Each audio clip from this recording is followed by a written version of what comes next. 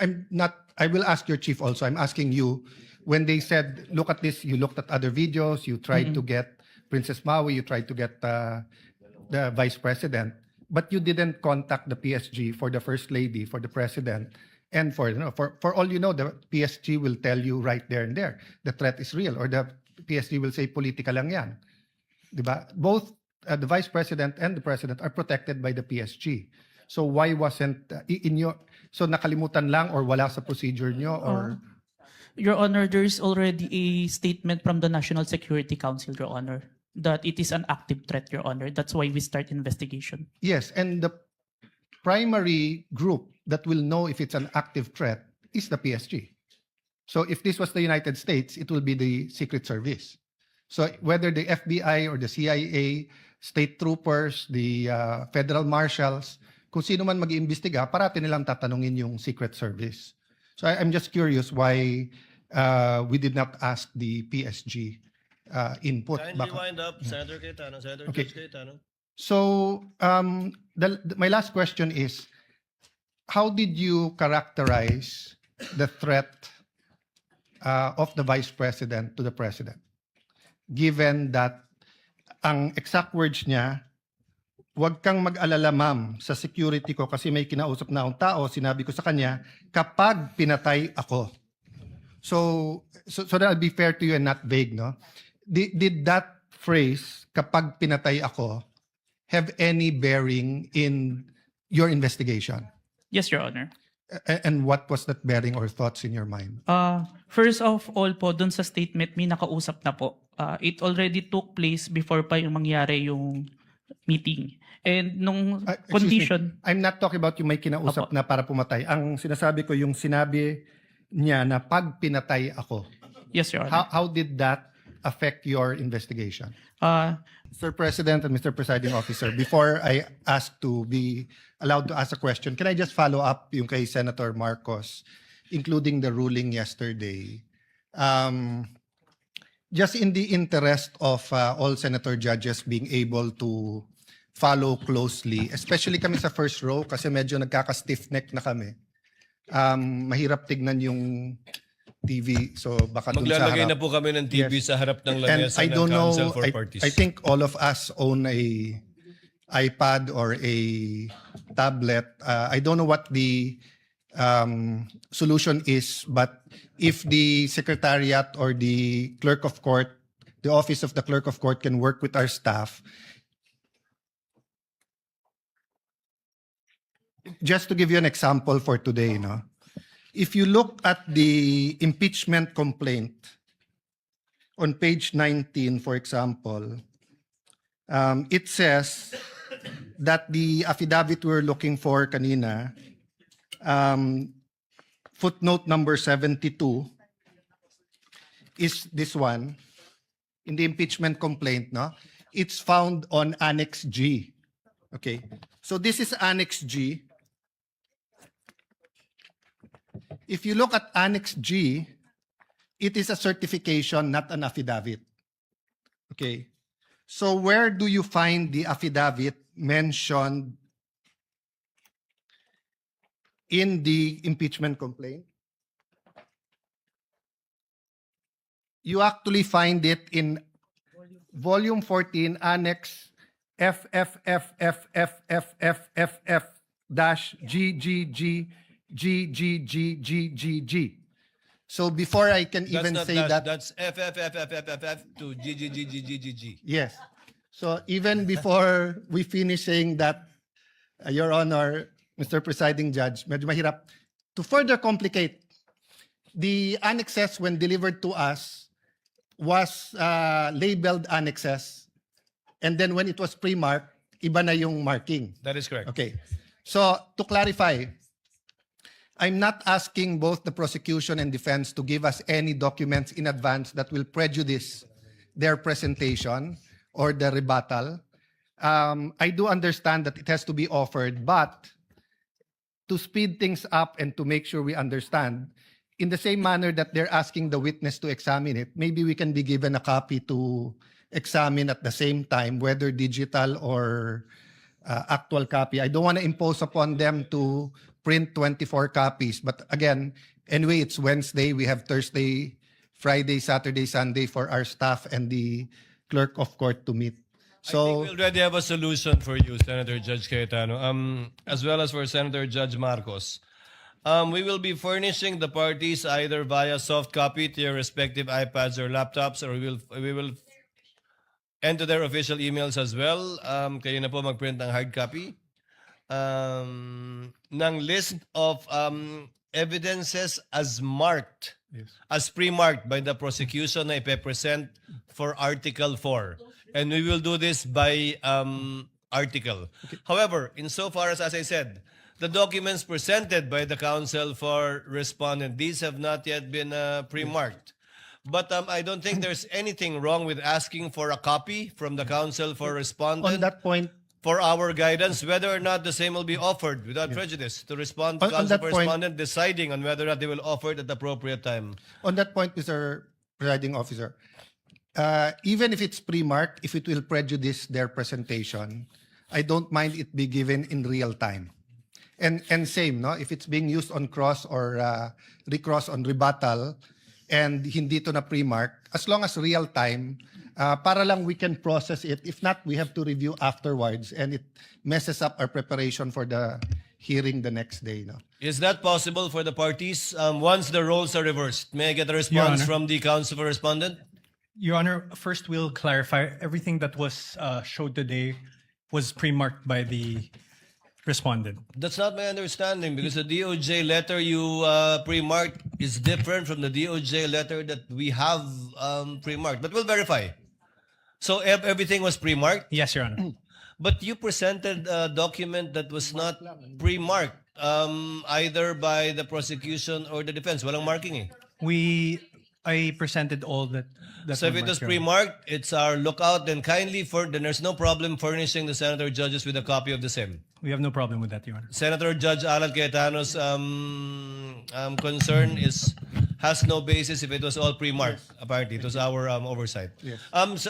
Counsel for the prosecutors, would that be possible Yes. to furnish it? I think what counsel for respondent did earlier helped us out a lot. Plastering it on the screens, whatever affidavit you were presenting. I think counsel for the prosecutors should do the same. Yes, Hindi naman Mr. bawal Presiding Officer. magkopyahan dito eh. Okay lang. Senator Judge Cayetano? Thank you. Yeah, and just to clarify, the 2 minutes is the question, not including Yes, the yes, of answer. course. No? You have 2 minutes if you want if to start they- with asking questions. Yes, if they ask to repeat the question, please don't count that. No, 2 minutes is long We will- with short questions, but many of us want to get to the bottom of it, end up only asking 1 or 2 questions. So just a little bit we liberality. will be lenient, Yes. Thank you. Senator Judge Thank you Alan very much. Cayetano. You Appreciate may it. proceed, sir. You have 2 minutes. A question for the witness, and maybe to put all of us in check, I don't mind if any of the counsel says na medyo hindi maayos yung question. I mean, given what happened yesterday and today, and there are questions that could prejudice the case either way. As long as we call each other out respectfully, to the both counsels, you cannot correct a senator judge, but I don't mind if you think it prejudices. That's your duty to your client. Yes, sir. So this isn't the start of the 2 minutes yet. Sa magandang hapon, Mr. Witness. Good afternoon, Your Honor. Medyo mahaba na yung pag-upo mo dyan, but allow me a few questions. No? Yung circumstance lang, so paano nagsimula yung investigasyon na na-involve ka? Were you from the start o hindi? At written instructions ba to? O sinabi, oy, may investigasyon tayo? Just konting clarity, paano na-umpisa yung specific investigation? And was it based on the November 3 video? Tama ba? November 23, Your Honor. Okay. It all started, I received a phone call, sir, from my executive officer that there is a video wherein there is a statement given by the Vice President, which is classified as threat, and I was tasked and assigned to investigate the case, sir. Okay. So basically, ganun yung pagkasabi na I'm tasking you to look at the video, investigate. Yes, Your Honor. Were you working alone or with a group? With a group, Your Honor. NBI group. Yes, Your Honor. And was this is there an interagency also or just purely NBI? Don't have personal knowledge. Maybe our chief, sir, has the Okay. knowledge on that, sir. Yes. No, that's all I asked for naman, yung personal knowledge. Yes, Your Honor. So pakiulit mo yung sinabing, how exactly sinabi sa'yo na tignan mo yung video, imbestigahan mo, or may statement? So, To be specific, sir, as far as I remember, may statement si Vice President regarding the November 23 press conference na kung saan may pagbabanta na naganap, Okay. pakiimbestigahan. pakiimbestigahan. So, ganun ka-general. May Yes po. pagbabantang naganap, pakiimbestigahan. Yes po. And you proceeded by watching the video. Yes, Your Honor. And when you watched the video, you got to the part na may pagbabanta.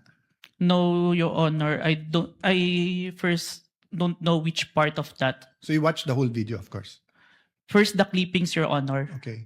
Then, I look for the whole video, Your Honor. Then you watched the whole video. Yes, Your Honor. And thank you for your honesty. So, after the clipping, tapos the whole video, what did you do next? You reported or you made your recommendations? I don't understand the process lang kasi. Upon identifying the whole video, I informed my executive officer that I identified the video, Your Honor. And then yung sinabi mo yesterday, then you started looking for patterns. That's why you looked at yung dating mga video ni Vice President. Yes, Your Honor. So you started investigating the threat against the President, the First Lady, and the former Speaker of the House. Yes, Your Honor. Did you investigate the threat against the Vice President? We tried, Your Honor. How did you try? It is included in our letter to the Vice President, Your Honor. That's why we were inviting her to proceed to our office to investigate the threats to her life, Your Honor. How about the vlogger who asked her about Oplan or whatever they call that Romanov? Did you invite them? Yes, Your Honor. And did they testify? The Princess Maui did not appear, Your Honor. Did not appear. Did you also look for previous videos that are threatening to the Vice President? We look on the Romanov part, Your Honor. Okay. But we identify a different person who first mentioned the Romanov, Your Honor. Did you coordinate with the PSG? I have no personal knowledge, Your Honor. You yourself? Yes, Your Honor. Maybe our chief, Your Honor. Yeah. But you are aware that the primary responsibility of protecting both the President and the Vice President is the PSG. Yes, Your Honor. So isn't it fair to say that any investigation against a threat to the first family, the president or the vice president, you would normally ask the PSG if they received any threat? I have no personal knowledge, Your Honor. No, I'm asking, hindi ba normal sa investigation kung sino yung primary agency na taga-protekta na lumalaban dun sa threat ay tatanungin natin? Yes, Your Honor. So bakit hindi tinanong ng NBI ang PSG? Or in your case, why didn't you ask the PSG?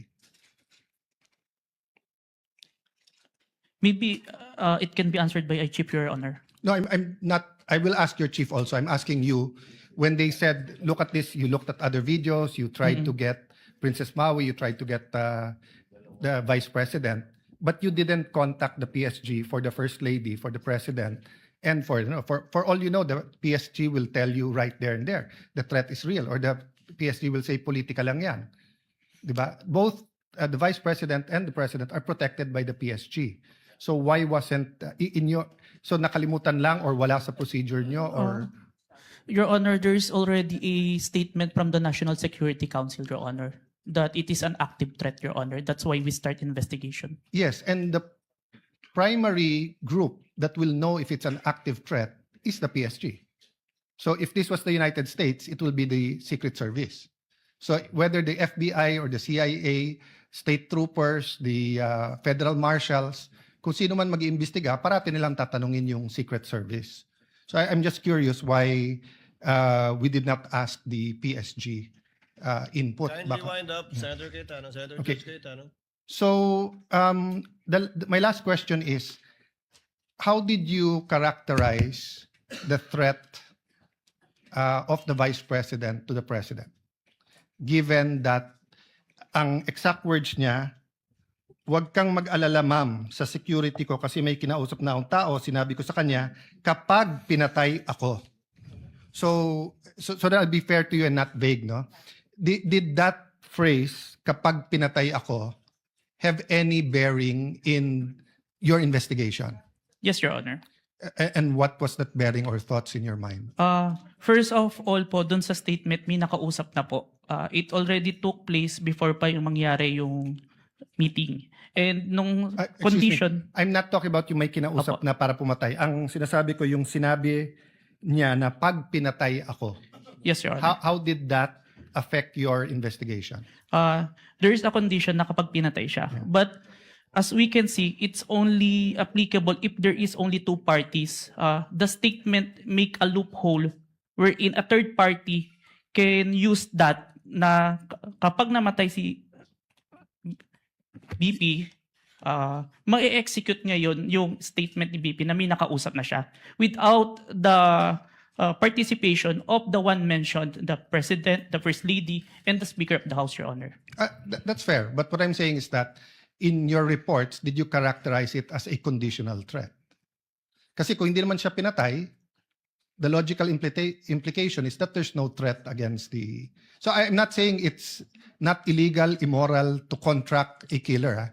I'm just trying to follow the logic na pag sinabi kong pakukulong kita, Mr. Witness, pag nagsinungaling ka under oath, then it's actually not a threat. It's a legal... I'm just telling you the law, di ba? Pero Yes, pag sinabi kong pag hindi ka sumunod sa akin, anuin kita. So that's my last question lang.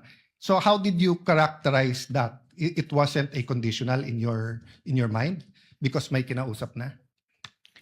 Even with or without, sir, it's still considered a threat as long as the I person... have no doubt there. I'm just asking, is it a conditional threat?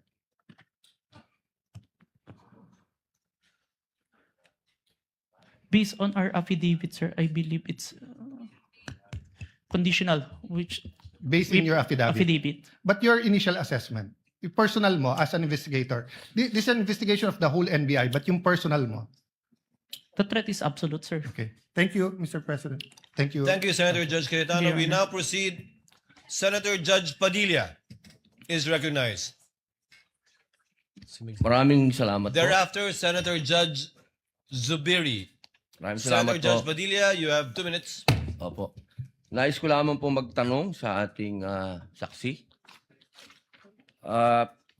Ginoong saksi, kanina po kasi habang nagkakaroon ng pagdinig, ako po'y laging iistorbo dahil tuwing may itatanong, mag-o-object, medyo magulo po eh. Pwede po bang sagutin po ninyo ako dahil noong pong February 5, ang sabi po dito ay insufficient po yung na hindi dapat makarating na sa preliminary investigation. Tama po ba? February 5 po yun? May certification, sir. Yes po. Opo. Tapos nung February 14, naging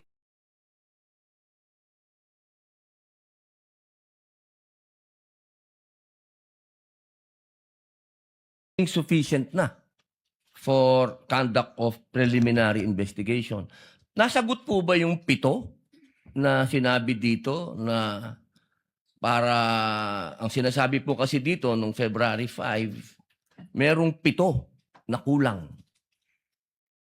I believe so, sir. That's why we have received a certification, sir. Ayun. Kasi po, parang narinig ko kanina, hindi po naibigay yung original copy nung sinagawang interview kay Vice President Sara Duterte. Yung original po na kopya, kung sino po yung nag-record. Wala po kayong affidavit? Meron po ba kayong affidavit na nakuha nyo? Yes, sir. Ako po yung ang inire-request po ng DOJ dyan is affidavit po nung nag-screen record, which is my affidavit, Your Honor. Meron po siyang affidavit? Ako, sir. Ako po yung nag-execute, sir. Kasi Hindi po yung mismong tao? Yes po. Ang hinihingi po kasi ni DOJ is kung sino yung nag-screen record through OBS, sir. Hindi po yung mismong tao. Yes, Your Honor. Kayo lang po yung nag-affidavit. Yes, Your Honor. Pero meron po kayong ng pagkakataon ba na nakausap niyo yung tao at nagbigay siya ng affidavit? May I clarify, Your Honor, if sinong tao yung tinutukoy? Yung nag-record po? Ako po yung nag-record through OBS, sir. Hindi po. yung mismong nag-record po kay Inday sa Vice President. Nakausap niyo po ba? Yung raw file po. Kasi napakahalaga po nun. Kasi doon po natin malalaman kung original ba o hindi. The video itself, sir, is publicly available. That's why I performed the recording, sir. Opo. Pakisagot na lang po, mahal na saksi, kung nakuha niyo po ba yung original. Yung original, hindi po yung galing sa internet. The original, no, sir. Yun lamang po. Maraming salamat po. Thank you, Senator Judge Padilla. Senator Judge Zubiri, you are recognized, sir. You have 2 minutes. Maraming salamat to our presiding officer. Magandang hapon po, Sir Witness. Good afternoon, Your Honor. Good afternoon. Gusto ko lang magtanong, clarificatory questions lang po ito. Dito ba sa ating bansa, dahil tinatanong ko po ito sa inyo, dahil kayo po investigating body, sa ating bansa, meron bang specific law pagdating sa mga banta sa Pangulo, Pangalawang Pangulo at kanyang mga successors? Or yan ba'y pasok lang sa grave threats, which is applied sa lahat? Applicable sa lahat ng tao? Based on my personal knowledge, sir, it's only on the grave threat, Your Honor. Which is applied to everyone, if I'm not mistaken. No? Kasi sa batas sa Amerika, sa Estados Unidos, meron po tinatawag na number 18 under the United States Code, Section 871.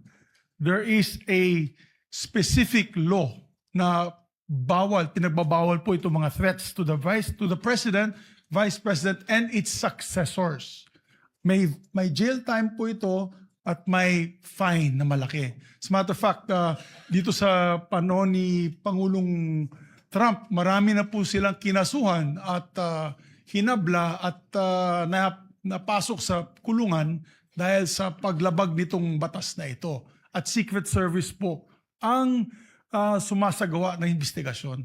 Sa atin ba dito, ang NBI ba ang nabigyan po ng kapangyarihan para gawin itong investigasyon under your new NBI code? Under our law, sir, the new NBA law, included po yung investigation to the threats to the life of the President, the Vice President, the Speaker, the Senate President, and the Supreme Court, sir.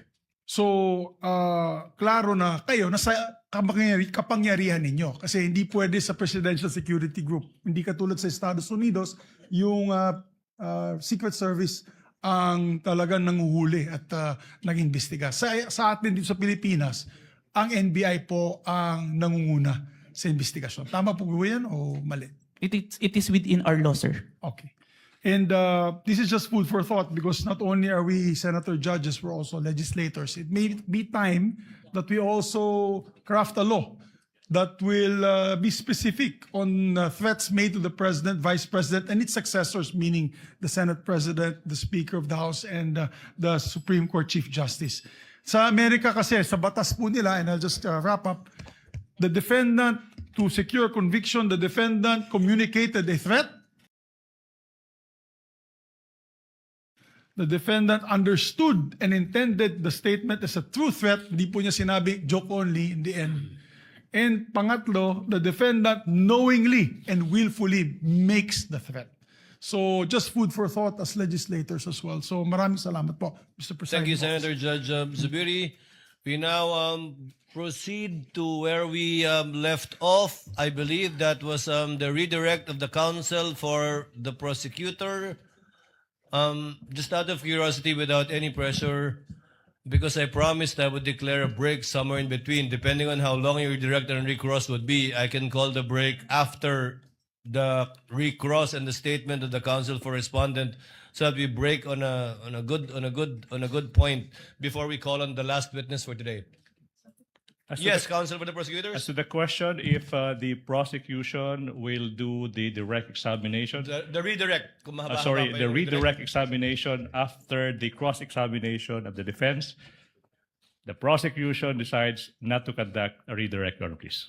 Thank you, counsel for the prosecutor. Counsel for the respondent, do you want to begin to utilize your time now? Your Honor, I will turn over the mic to my co-counsel. He will also be the cross-examiner for the next witness. But Your Honor, please, sorry. May I make a manifestation, Your Honor, please, before we proceed, Your Honor, please? A manifestation as to the In statement. connection with what, counsel for the prosecutors? As to the manifestation earlier that all the documents that were confronted, that were Yes, yes. presented to the witness, I believe that the defense said that all those exhibits were pre-marked. But based on our records, Your Honor, please, and then I hope the defense will clarify this for the record. We perused the documents and we don't see that the articles of partnership and the screenshots of the websites that were presented earlier, based on our tally, based on our records, these were not pre-marked, contrary to what the defense manifested. So we would like to seek clarification from the defense. That is correct, Your Honor. Those 3 documents were not Noted pre-marked. and entered into the records. Thank you so much. Given that there is no redirect and recross, counsel, can you state for the record your name?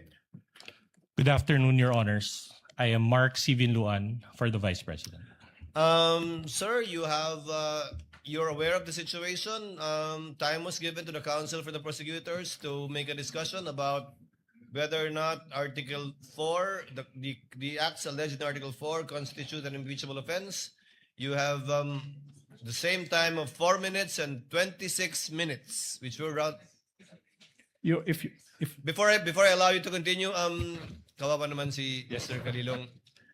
Mr. Witness, Mr. Calilong, Senator Judge Lacson, before we excuse, You know, Lately, Your Honor. lahat nakalagay. Pag AI generated, nakalagay AI generated and Meta does not allow it. Right? They allowed it, but there is a AI info part. Correct. On Let's the say post. there is a manifestation. Yes, that Your it's Honor. It AI is generated. explicitly mentioned that AI. So you're aware of that. Yes, Your Honor. Thank you. That's it. Senator Judge Lacson, you likewise have 2 minutes, sir. You may proceed. Thank you, Mr. Presiding Officer, Mr. Senate President. I have questions para sa ating testigo. Since you are presented here as an expert witness, alam nyo, nagkonsult din ako sa digital forensics expert para lang makonvince sa sarili ko. No, my first question is, in this day and age of artificial intelligence, no, will you agree with me na it is almost impossible to distinguish an AI-generated video from the original? It Almost is- impossible. Yes, Your Honor. It is hard, Your Honor. Yeah, very hard, di ba? Very difficult. So kasi ito, impeachment trial, ano? Kasi sa court, ginagamit talaga yung expert testimony ng digital or computer forensics expert. Now, you may or may not answer this question kung classified, ano? Gusto ko lang malaman, ano ba yung digital forensic tools na ginagamit din sa NBI? Currently, I'm not familiar. But during the time na nandun po ako sa Digital Forensic Laboratory Division, meron kaming Encase Forensic, Celebrite, and Amped Authenticate, sir. Amped Authenticate, sir. Ang balita ko, yung AMP 5 or AMP Authenticate, di ba? Amped Authenticate, sir. Ito yung ginagamit ninyo. Ito, capable ito na magsagawa ng reverse image, a photo or video, di ba? Yes, Your Honor. Okay. Ito ba yung ginamit mo? For this part, Your Honor, the OBS only, Your Honor. Bakit hindi nyo ginamit ito? The duration is too large, Your Honor, the 2 hours. And the Amped Authenticate can only detect if there is a inconsistent FPS, Your Honor. Yeah, kaya ako tinanong yon dahil una-una maraming para mag-adhere na magamit sa korte, no. Likewise sa impeachment court. May mga requirements, di ba? Sinabi mo kasi meron kayong open source, di ba? Yes, Pero Your Honor. ang pinaka-importante yung chain of custody, of course, yung provenance, Yes, Your Honor. yung original na pinanggalingan. Yes, Your Honor. Ang sabi mo pinanggalingan lang Facebook. The Facebook was captured, Your Honor. So, hindi yun ang original, di ba? The screen recording is the original itself as to my authentication, sir. Yeah, and you can attest sa authenticity ng video Yes, Your Honor. in spite of not being or not having originated from the original Yes, Your Honor. I compared the recorded with the original and ensured that the contents are identical, Your Honor. Kasi nabanggit mo rin, ginamit mo yung manual comparison simultaneously ng dalawang videos. Yes, Your Honor. Pero again, I will insist na talagang hindi reliable yung manual. Ito yung sinabi sa akin ng digital forensics expert na nakausap ko. No? Ang mas importante, makuha mo yung original copy, yun nga, yung provenance, di ba? Para talagang, tapos masundan mo yung sa analysis, gagamitan mo ng tools para malaman mo na talagang authentic yung video. Of course, I'm not here to question the authenticity. I just want to be assured. Dahil, sabi ko nga kanina, pagka sa artificial intelligence, napakahirap talaga. Almost impossible to distinguish it from the original video or yung Please 30, Your Honor. 30. Yes, Your 30 Honor. court hearings. Yes, Your Honor. So, thank you, Your Honor. Thank you, Mr. Presiding Officer. Thank you, Your Honor. Thank you, Senator Judge Lacson. Senator Judge Cayetano, what is your pleasure? Just a clarification addressed to the presiding officer. You may proceed, sir. Apologies, I don't remember if it was one of the counsels or one of the senator judges who asked the witness a while ago whether he was an expert witness, and he said he was a competent witness. That is correct. And there's a The difference presiding between an officer expert confirms that. witness. So he's not an expert witness. He's an competent witness. That is correct, Your Honor. So that will have bearing because whether or not an AI video can be produced without an AI has to be testified by an expert witness. If I may, Wait, yeah, go ahead. If I That may- doesn't mean, I don't think you'll disagree with my second statement. That doesn't mean that this witness is not competent to testify on that. Second point, I just like to clarify for the record, my understanding of watching the video is that it was on StreamYard, then a link was shared sa Facebook. Yes, Your Honor. So if that's the case, Mr. Presiding Officer, the original video is with StreamYard, not with Facebook, or are both original? It's Zoom, Your Honor. Zoom? Yes, Your Honor. I was informed StreamYard, but just for the record, so that later on when we review everything, someone testified to it. Duly noted. Yeah, thank you. Yeah. Duly noted and entered into records. Mr. Vinluan, you have your 4 minutes and 26 seconds, but we cannot use the seconds in our timer, so just look at the clock, sir, please. Your Honor, please. Before we... Yes, Mr. Kalilong, you are excused, sir. Thank you, Your Honor. And thank you for your time and cooperation with this impeachment court. Thank you Thank so you, Your much, Honor. NBI Senior Agent John Mark Calilong. Thank you so much. Hold on, Mr. Kalilong. Yes, Senator Judge Padilla. What is your pleasure, sir? Ginoong tagapamahala ng hukumang ito, nais ko lamang po sana hingin ang mga credentials ng ating saksi kung paano po lahat ng kanyang certification, lahat upang mapatunayan po natin lahat na He's ready. To it earlier, but kindly respond to the question of Senator Judge Padilla, Mr. Witness. I have here, sir, my certifications during the time of my investigation, Your Honor. Can you, mahaba ba? I can read, Your Honor. Mahaba ba? Hindi.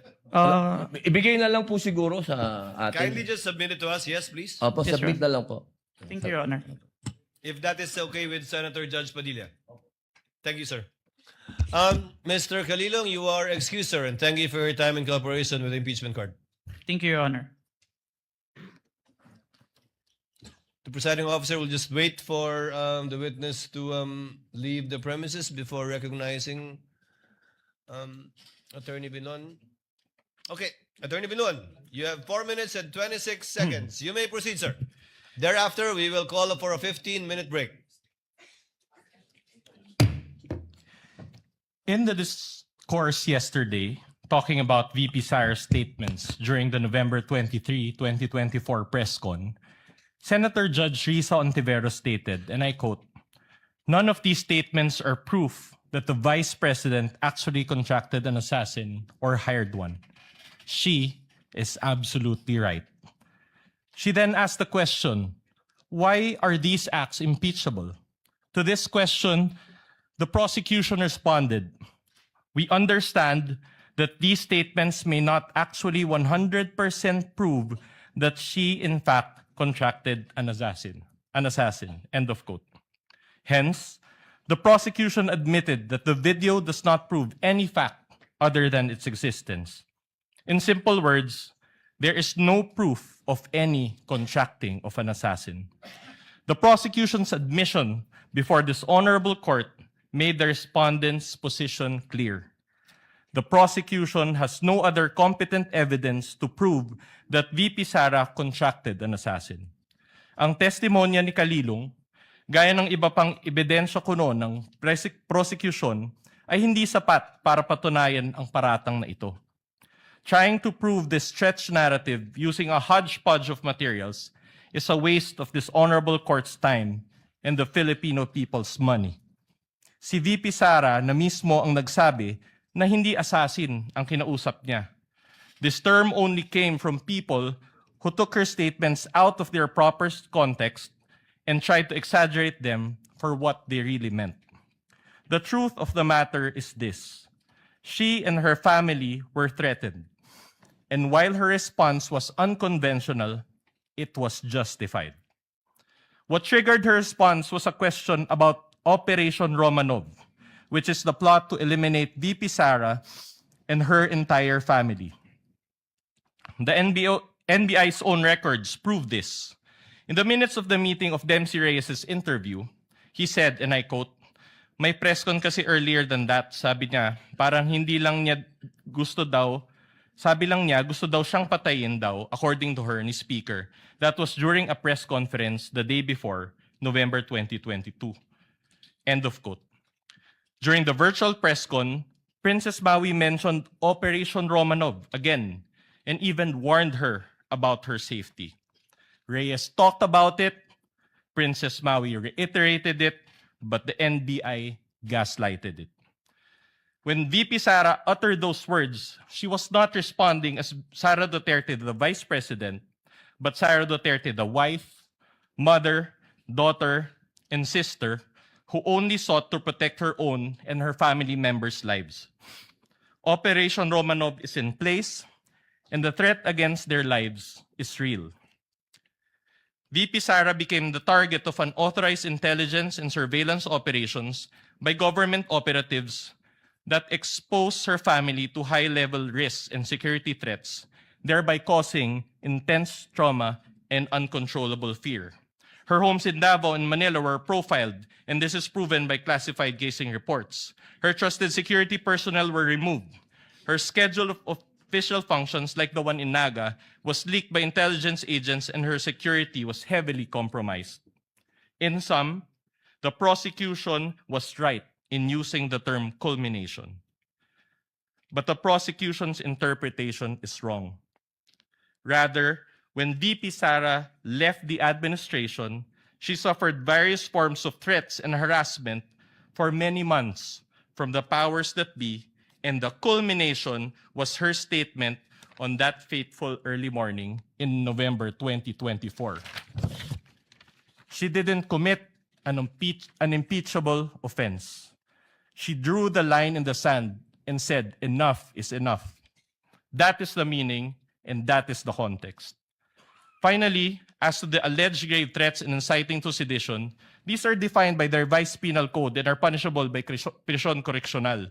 Thus, these fall under the jurisdiction of the MTC or first-level courts. These charges are not other high crimes as contemplated by the Constitution as grounds for impeachment and are therefore not impeachable. After all, VP Sara was fighting two important battles that day. One against the threat to her family's life, and another against the life of the ordinary Filipino, constantly suffocated by the immense weight of corruption, which she talked about during the press con. She never incited sedition. She merely echoed the voice of ordinary Filipinos. Her message that day only reflected what was already in their hearts and minds. There was no betrayal of public trust. She actually upheld the people's trust as she spoke for and behalf of the people. Thank you, Your Honor. Thank you, Attorney Vidluan. Chair declares a 50... Senator Judge Bam Aquino, before we declare a recess. Yes, just a quick manifestation, Mr. You President. may proceed, sir. Tapos na po tayo sa unang witness. It's taken us maybe a total of 9 hours for the first witness. Ito ho, isang pakiusap sa parehong grupo. Alam ko po may kanya-kanya tayong estilo, may kanya-kanya tayong strategy, but if possible, can we allow the testimonies to be heard? Can we have proceedings that will go straight to the point? Kasi po nanonood ang taong bayan, pati po kaming mga senator judge. Gusto rin ho naming makita itong mga proceedings, yung mga ebidensya na mas madali ring maintindihan. So ito naman po, di ho namin pwede itong idikta sa inyo. But if possible, the succeeding witnesses, and we have a long list, this goes for both parties by the way, let's have proceedings where we can go straight to the point, malaman natin yung puntos ng bawat grupo para makapagdesisyon rin po tayo ng maayos. Ito po this is a plea, no? This is not an order to both parties, but if we can, this is the People's Tribunal, we're watching, everybody's watching, sana po payagan natin na lumabas yung mga katotohanan, lumabas yung mga ebidensya upang maging mas madali at mas kaaya-aya po yung ating proceedings. Yun lang po, Mr. President. Thank you so much. Noted and entered into the records. Chair would like to give Senator Bam, bibigyan ko ng konting pag-asa sa Senator Bam. Usually, ang mga paglilitis tulad nito, parang diesel yan. Sa simula, siyempre dahil una pa lamang, nagkakasanayan, nagkakaestimahan, pero bibilis at bibilis ito sa pagdaloy din ng ilang araw lang ng trial natin. And you will be able to see that in the next couple of days. Chair declares a 15-minute recess. We Your all Honor, come please. back. Your Honor, Yes, please. counsel for the prosecutor. Before the declaration of recess, I suppose that the reason is for the presentation of the next witness for Yes. the prosecution. We manifest, Your Honor, that John Mark Calilong will be our witness for this afternoon. We'll be presenting the next witness during the next hearing on Monday, Your Honor, please. You won't present Attorney Lotok anymore? Yes, today? Your Honor, on Monday, Your Honor, please. We will utilize the 11 days allotted to Article 4 for the prosecution, Your Honor, please. So, no Attorney Lotok today? Today, we'll do that on Monday, Your Honor, please. So, Your Honor. Chair would like to, I guess there's no need to declare a recess. Yes, Your Senator Honor, Judge please. Lacson, Your thank you for Honor. that manifestation. Yes, counsel for the respondent. Your What Honor, do you want maybe to say? just clarified if Attorney Lotok is the witness on Monday because they had already Yes. disclosed the witness. I was about to ask that question. Yes, Your Honor. Attorney Jeremy Your Honor. Lotok will be presented On by the Monday? prosecution on Monday, Your Honor, please. Likewise, can you name us, you manifested that you will also be presenting next week or requesting a subpoena to,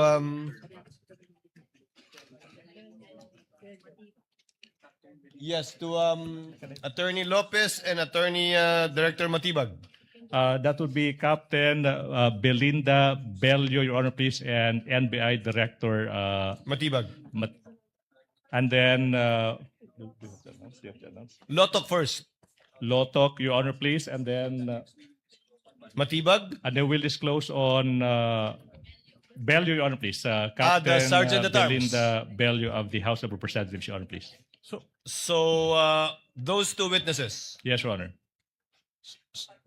We have 3 days, counsel. No. Wait. Name me one more. Okay, that would be NBI Director Matibag, Your Honor, please. Given the manifestation of the counsel for the prosecutor, Chair hereby orders the issuance of subpoena once again to Attorney Lotok for the trial dates on July 13, 14, and 15, as well as for Attorney Melvin Matibag. No need for a subpoena for Ms. Bella? Your Honor, Before I recognize counsel for respondent, no need for a subpoena? There's no need for subpoena, Your Honor, please. You did not request for a subpoena, counsel. Yes, Your Honor. So no need. No need, Your Honor. You will produce, can you state the name again for the record, counsel? Can you state the name of the witness again for the record? Your Honor, the first witness will be Captain Belinda Bello. Sorry, that would be Attorney Jeremy C. Lotok. Number 2 is Captain Belinda Bello. And number 3, NBI Director Matibag. At number 4. Thank you. That's for no. Thank For you, next Counsel. week, those are the witnesses, Your Honor, please. Thank you. Counsel for Respondent, Your what Honor, is your pleasure? Your Honor, considering the change in schedule, may we just confirm if that is the exact order of presentation next week? I believe so. The chair would like to be the one to confirm that. To reiterate, Your Honor, may I be recognized? I apologize. yes, the member of the panel of prosecutors, Representative Defensor, what is your pleasure, sir? Your Honor, may I just correct, since the private counsel is under the direct supervision and control of the Yes, of counsel of course. prosecutors. For Monday, Your Honors, we will be presenting Attorney Jeremy Lotok. For Wednesday, we will be presenting Tuesday, we'll be presenting Attorney Zulaika Lopez. And for Wednesday, our third witness, we will be presenting Captain Belinda Bello. Captain Belinda. So, Director Matibag is not yet going to be presented next week. Not yet, Your Honor. We will manifest on Monday if we can consider him for the Wednesday's session, depending on how the trial goes or how long the testimonies will take for both parties. Noted. What is the pleasure of counsel? Chair would like now to discuss and dispense with some administrative matters. The BIR box, which the chair ordered to be returned on July 6, has actually been returned to the BIR, sealed, untouched, and duly received accordingly. And the counsel for the prosecutors have filed a motion for the issuance of subpoena duces tecum at testificanum to the BIR concerning this box. Has a copy been furnished to the counsel for the respondents? None yet, Your Honor. None yet? I thought, yes, Your Honor, we confirm that we emailed a copy to the respondents. Last Kindly Monday, check. Your Honor. So that we can dispense with the need of reading the subpoena. Having said that, given that this has been put in issue rather in the pre-trial brief of both parties, there is counsel for respondent, we will accord the same treatment to this with respect to the subpoena, request for subpoena for the bank accounts of the spouses, Vice President Sara Duterte and Attorney Mans Carpio. Therefore, the presiding officer orders both parties to submit a memoranda on the subject matter of the subpoena of the BIR records on Monday. And we will also schedule the oral arguments for deciding on this issue together with the bank records on Wednesday. Each party will be given 10 minutes without prejudice to a rebuttal and or a rebuttal by the other side for another 3 minutes before the court shall decide. We will comply, Your Honor. We will comply, Your Honor. Thank you. So ordered. In regard to the request for the issuance of a motion for subpoena, asan yun?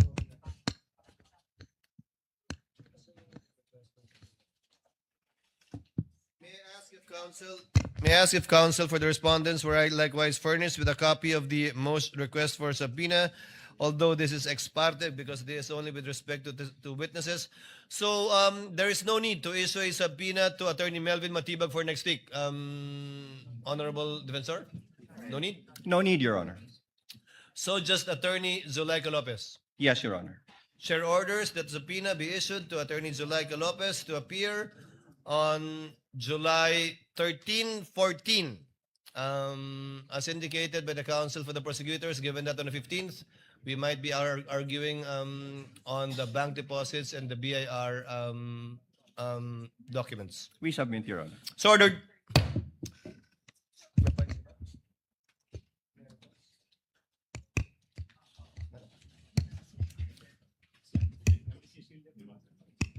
There being no other matters for consideration by the court, and given that the counsel for the prosecutors have manifested that they will no longer present Attorney Lotok today, but rather on Monday, the